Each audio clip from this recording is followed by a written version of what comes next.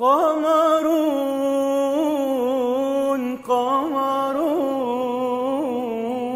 قمر سيدنا النبي قمرون.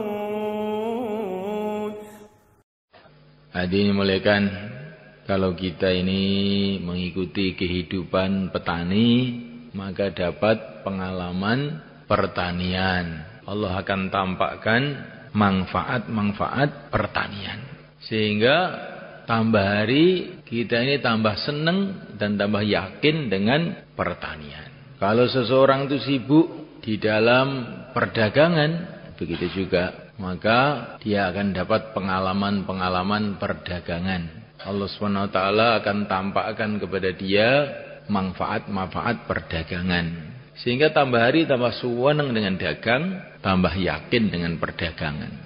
Sehingga pikirannya kalau saya dagang, maka saya akan bahagia, akan sukses.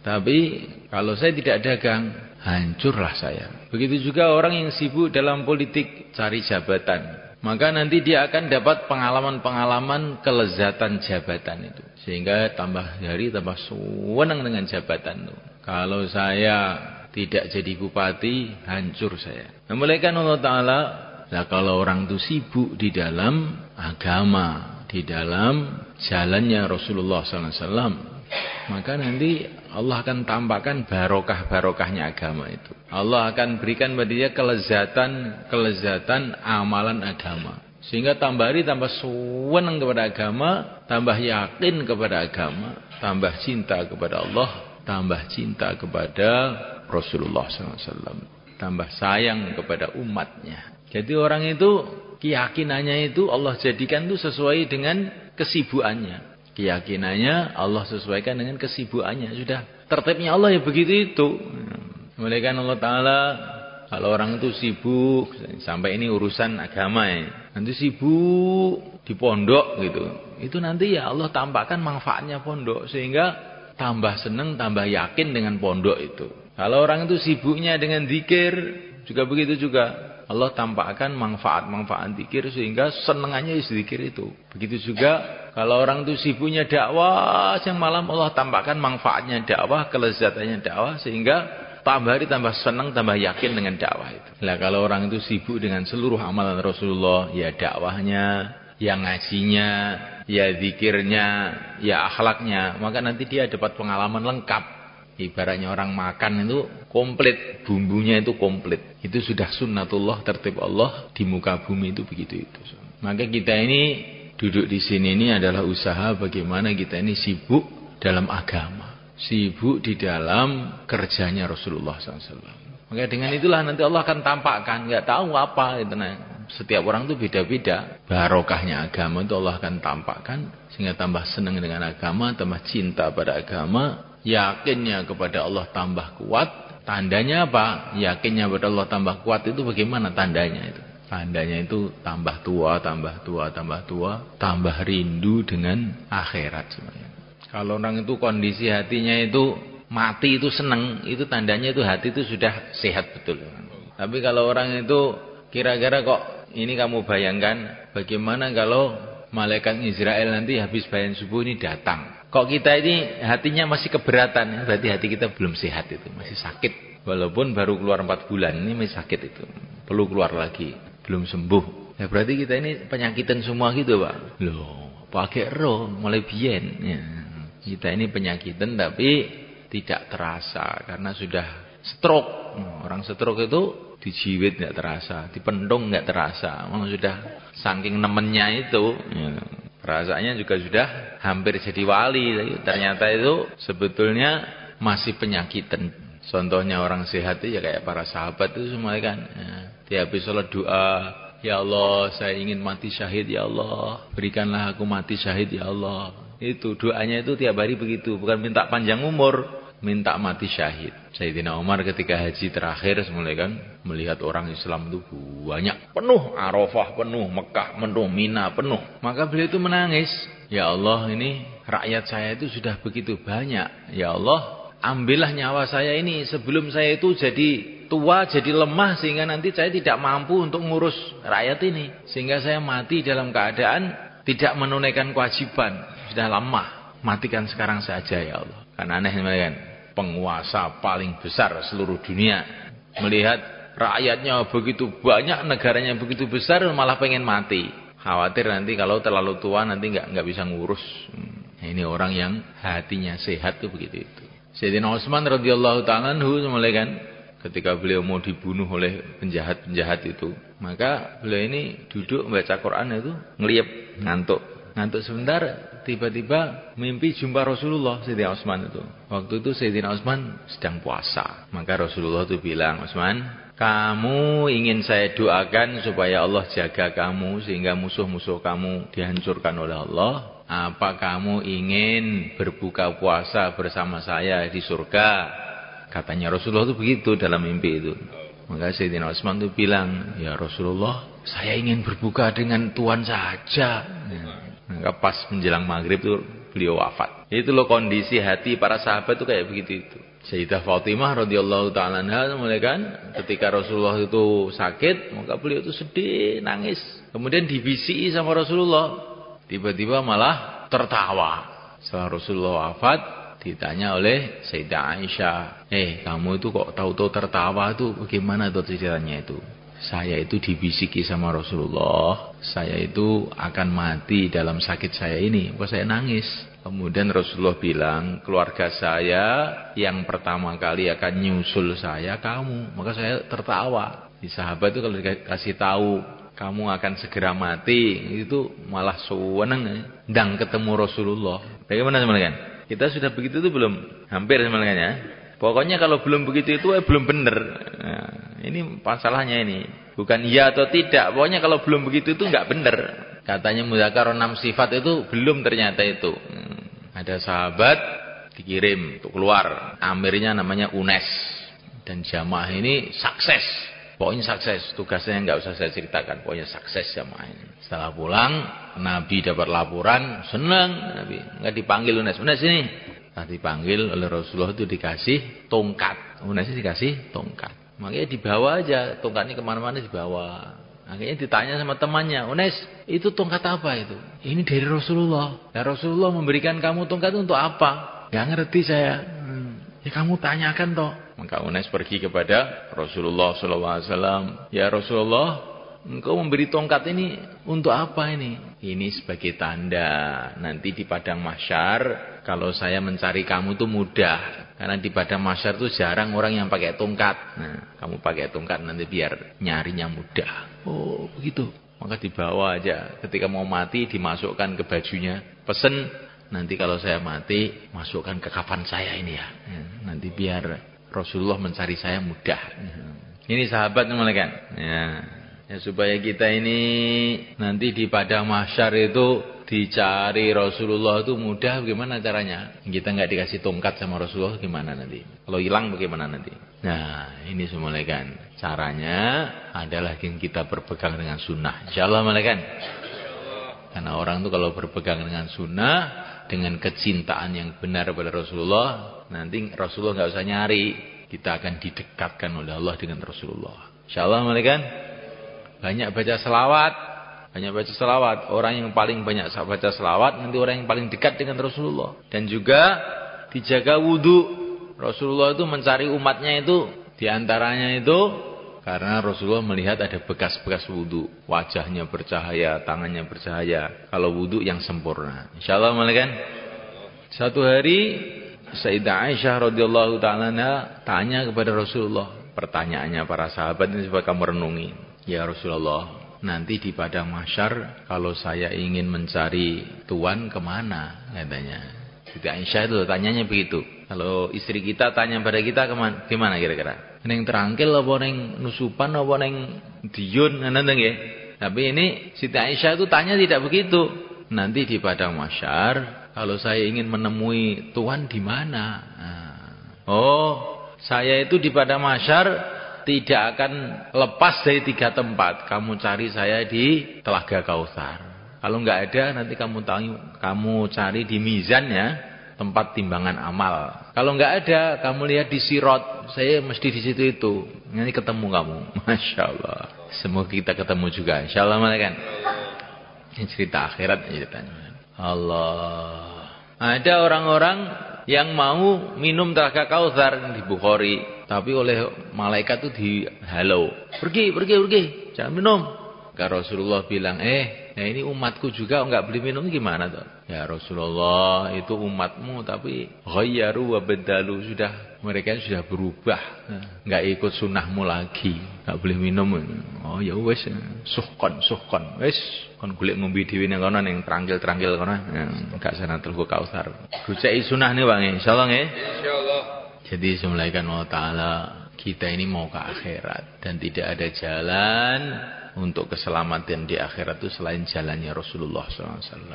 Nah, supaya kita ini bisa berjalan di jalannya Rasulullah itu bagaimana? Qul hadhihi sabili ad'u ilallah. Jalannya Rasulullah itu pertama kali kita ini harus ambil keputusan dakwah jalan hidup kita. Insyaallah malaikat. Karena jalannya Rasulullah itu dakwah. Kalau kita ini tidak dakwah berarti kita ini tidak ikut jalannya Rasulullah. Nah kalau nggak ikut jalannya Rasulullah bagaimana mau ketemu Rasulullah itu bagaimana? Jalannya nggak sama. Rasulullah ke timur, kita ke Trangkil, gimana bisa ketemu? Maka dakwah ini bukan 3 hari, bukan 40 hari, bukan 4 bulan. Qul hadhihi sabili. Jadikan dakwah itu jalan hidup kita. Insyaallah malaikat. Jalan hidup kita ini bagaimana maksudnya? Selagi masih hidup, masih dakwah, itu namanya jalan hidup. Kamu di rumah itu masih hidup atau tidak toh? Oh masih. Ya kamu dakwah di rumah. Nanti kalau ketemu anaknya, ketemu istrinya dakwah. Kita di dunia kumpul ini, nanti di akhirat bisa kumpul apa tidak ya. Kita ini hidup sudah 50 tahun, dilihat oleh Allah siang dan malam. Allah ridho dengan kita apa enggak ya. Nah gitu. Insyaallah malaikat. Di sawah dakwah, di ladang dakwah, di pabrik dakwah, di masjid dakwah, di mana saja dakwah, itu namanya dakwah jalan hidup. Qul hadhihi sabili, jalan hidup sampai sakaratul maut. Sakaratul maut itu masih hidup apa enggak? Masih toh? Maka kayak masih harus dakwah. Am kuntum syuhada'a idh hadara Ya'qubal maut idh qala li banihi ma ta'buduna min ba'di qalu na'budu ilahaka wa ilaha abaika ila akhir ayat. Nabi Yakub ketika mau meninggal sakaratul maut, kumpulkan anak-anaknya. Nah, nanti kalau saya sudah mati, yang kamu sembah siapa? Bukannya kamu makan apa? Nah, nanti kalau saya sudah mati, yang kamu makan apa? Maka itu sawah Trangkil untuk kamu ya, lo rumah untuk adiknya, rumah itu ini adalah untuk Ragil, yang ini untuk Barep. Nabi Yakub tidak tanya apa yang akan dimakan anaknya. Karena orang itu selagi masih hidup nanti kalau lapar cari makan sendiri, nggak usah dipikir teman-teman itu. Dipikir dikit aja. Selagi masih hidup, luwe kok golek mangan dhewe. Nggak usah dipikirin teman-teman. Yang dipikirkan, hei anakku, kalau nanti saya mati, yang kamu sembah siapa? Yang aku sembah ayahku adalah Tuhan yang kau sembah, yang disembah oleh mbah-mbah Ibrahim, Ismail, Ishak dan Yakub alaihi wassalatu wassalam, Tuhan yang satu.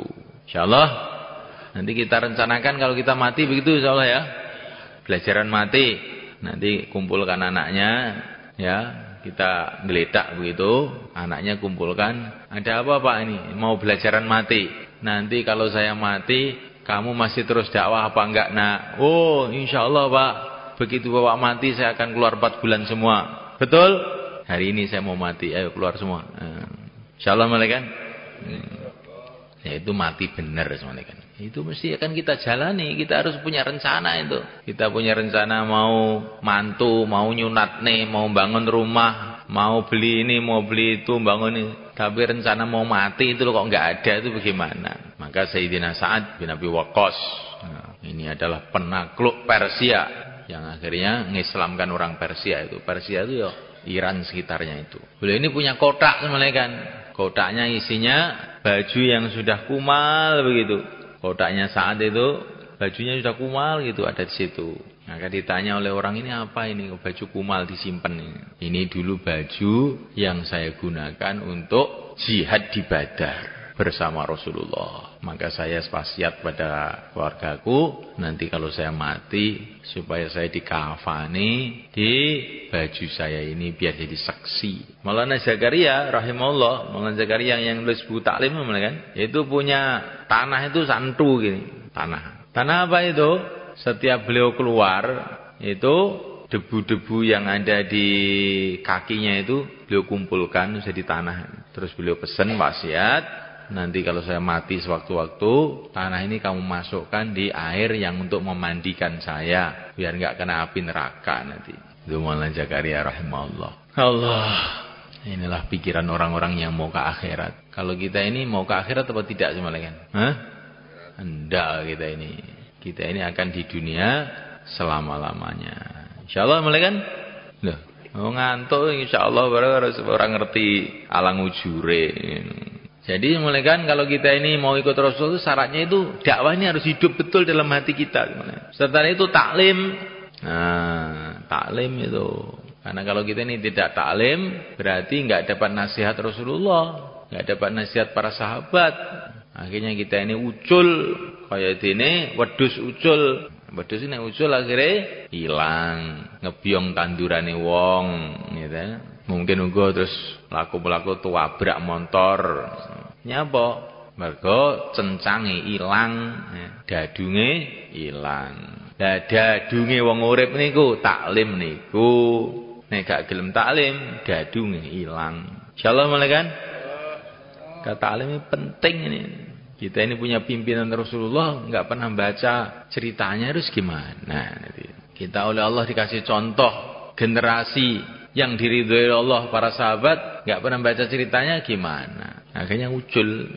Kita ini dikasih panutan orang-orang soleh, para ulama-ulama. Karena ini buku taklim itu sudah komplit, man. Quran ada, hadis Nabi ada, cerita sahabat ada, cerita wali-wali ada. Ini sudah komplit. Harus ada ini semuanya ini. Quran itu harus kamu baca. Nah, ini kitabullah, surat Allah kepada kamu. Kirimi surat sama Allah enggak dibaca itu bagaimana? Hadis harus ada karena ini nasihat Rasulullah. Kisah sahabat harus ada karena mereka ini orang yang telah mengamalkan agama sempurna. Cerita orang-orang setelahnya, cerita para wali, cerita orang-orang soleh harus ada supaya kita ada semangat. Ternyata orang itu walaupun enggak ketemu Rasulullah, itu ya bisa tuh jadi baik itu ternyata itu. Nah, gitu. Nah, itu dalam buku taklim ditulis Maulana Zakaria itu sudah komplit. Kita baca tiap hari paling sedikit setengah jam. Insyaallah. Itu penting malaikat. Semua yang ada dalam kitab taklim itu mutiara-mutiara. Hadisnya yang sahih, hadisnya yang dhaif, semua itu adalah mutiara. Kalau hadis dhaif itu bukan berarti tidak diterima begitu malaikat. Tidak, ya.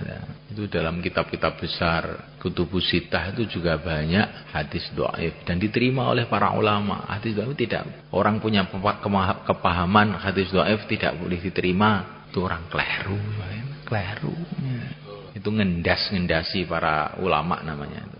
Ngendas-ngendasi ngerti mboten mana nih? Wong keminter, wong keminter orang Jawa.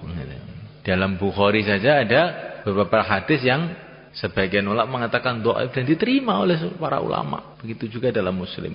Hadisnya sudah sahih, kadang-kadang pemahamannya tidak sahih.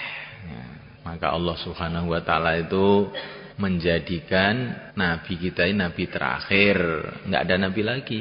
Tapi oleh Allah SWT dijamin umatnya akan ada terus yang meneruskan perjuangan beliau. Qurannya kekal terus sampai kiamat. Hadis juga akan kekal sampai kiamat. Yang kekal bukan hanya hadisnya saja. Allah menjamin yahmilu hadzal ilma min kulli khalafin uduluhu yungfuna anhu takhrifal jahilin wa intihalal mubtilin ila akhir hadis. Jadi Allah itu akan senantiasa membangkitkan orang yang meluruskan pemahaman mengenai agama, itu akan ada terus. Quran enggak rubah, hadis enggak rubah, tapi pemahamannya itu kadang-kadang nyeleweng. Maka itu ada jamaah Saudi dulu datang ke sini. Dia melihat di Masjid Timur itu kan ada kuburannya. Dia bilang, masjid kok ada kuburannya? Ya kenapa? Ini enggak boleh, ada hadisnya. Ini sahih hadisnya. Hadisnya sahih, saya bilang itu. Tapi pemahamannya keliru. Keliru bagaimana? kamu lebih paham hadis apa sahabat yang lebih paham? Ya sahabat. Nah, lah kok kuburannya Nabi Abu Bakar Umar kok di masjid? Apa yang ngerti hadis kamu tok, sahabat nggak ngerti hadis? Diam aja. Ya kamu itu hadis yang sahih, tapi pemahaman yang tidak sahih. Jadi terus gimana? Ya sunnahnya kuburan itu dekat masjid. Sunnahnya iya, sunnahnya dekat masjid. Seperti para sahabat itu. Ya inilah ini apa yang dipahami sahabat itu harus lebih kita dahulukan daripada apa yang dipahami siapa saja. Karena dia ini murid pertamanya Nabi lah malaikat. Mesti lebih paham toh. Ada orang itu kalau Ramadan itu mesti rame. Tarawih 11 apa tarawih 20 itu mesti gue keran. Hadisnya sahih ini 11. Jadi kalau Sayyidina Umar 20. Jangan bilang begitu. Kamu tuh pinter kamu apa pinter Umar tuh jadi. Sayyidina Umar itu loh dengan seluruh sahabat semuanya itu tarawih 20. Sekarang apa enggak ada sahabat yang ngerti hadis, yang ngerti kamu gitu? Ayo jawab. Itu ijma itu, seluruh sahabat semua. Akhirnya diikuti oleh para imam mazhab 4 semua 20. Nah terus kamu itu 11 katanya hadis, itu berarti sama aja kamu bilang orang-orang dulu nggak ada yang ngerti hadis, yang ngerti kamu sendiri. Itu namanya hadis yang sahih, otaknya nggak sahih yaitu. Ini khilafiyat masalah dibicarakan dalam dakwah. Ini bukan khilafiyat sebetulnya itu, tapi karena orang sekarang itu nggak mau ngaji jadinya khilafiyat. Bukan khilafiyat ini. Sebetulnya sudah ijma' kuat. Ijma' itu sudah mufakat semua ulama, terus teko-teko ngomong saenake dhewe ku piye kaya ngono kuwi.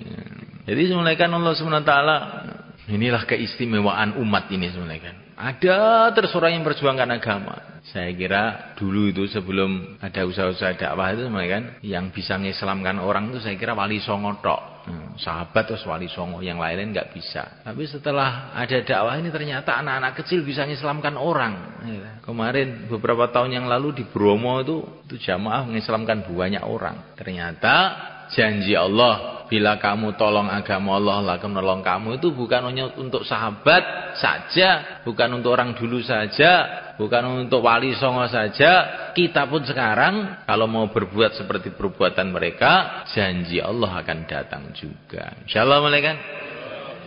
Ini bayan subuh, ini bayan khilafiyat nih ya, ben lurus pikirannya niku. Aja sampai wong dakwah niku pikirannya niku gak lurus. Nah niku ampli lurus kuwi taklim. Kalau taklim kalau malah zakat dikenal nih karo sahabat, kenal nih karo para ulama. Ting. Jadi agama itu harus ikut orang-orang yang paham tuh. Insyaallah malaikat.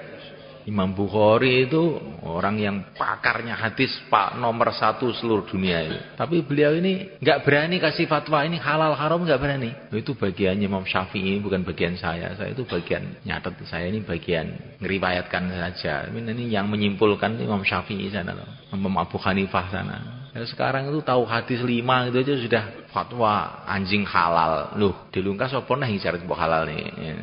Nah ini semuanya kan kita ini harus mengikuti orang-orang dulu dalam agama. Kalau dunia semuanya kan mobil mana itu yang paling baik, yang paling baru, ya nggak semuanya kan. Kalau agama yang paling baik, yang paling kuno. Karena agama itu seperti air mengalir itu, yang masih dekat sumber itu masih bersih. Nanti kan sudah bawah sana itu kena larangan, kena taek, kena opo. Gimana? Jadi kalau agama itu kita cari yang paling kuno. Kalau mobil yang terbaru itu biasanya sih paling apik. Karena apa semuanya kan? Kalau urusan dunia itu berkembang menurut penelitian manusia, ya tambah hari tambah berkembang. Kalau agama itu tidak. Yang dulu masih dekat dengan Nabi, dekat para sahabat, itulah yang masih bersih. Ini kita ikut orang dulu, dakwah ya ikut orang-orang dulu, taklim ya taklimnya orang-orang dulu, ilmunya orang dulu, ibadah ya ibadahnya orang-orang dulu. Insyaallah malaikat. Maka nanti itu murni bersih.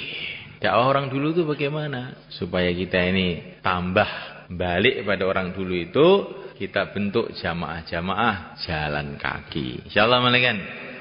Nah jamaah jalan kaki itu jamaah yang paling mirip dengan orang-orang dulu.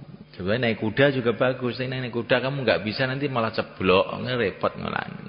Ki orang duwe jaran. Nah, sing paling penak niku jalan kaki. Nek kaki sedaya gadah Pak nggih. Kabeh duwe sikil kabeh karek mlaku ae wis penak. Kejaba sing mboten gadah sikil niku nggih tumpakne apa kono.